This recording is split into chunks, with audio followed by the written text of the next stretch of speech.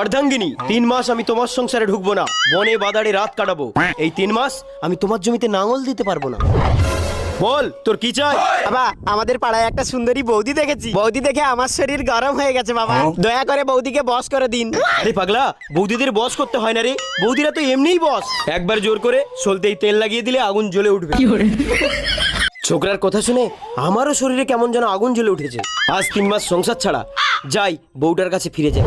অর্ধাঙ্গিনী, আমি এসে গেছি। আপনি ঘরে গিয়ে বিশ্রাম করুন, আমি আপনার জন্য চিড়ার কলের ব্যবস্থা করছি। বৌদি মনে হয় ঘুমাচ্ছে। সাধু বাবা বলেছিল সলতেতে তেল লাগিয়ে দিলে আগুন জ্বলে উঠবে। যাই আগুনটা জ্বালিয়ে দিই। কি যে হলো কিছুই বুঝতে পারলাম না। আমার কর্ম সম্পূর্ণ না হওয়া পর্যন্ত তুমি কোথায় চলে গেছিলে? আমি তো চিড়ার কল আনতে গেছিলাম, আপনার কাছে আমি কখন আসলাম? এই 3 মাসের অপেক্ষায় কার ফাড়া কার উপর দিয়ে গেল।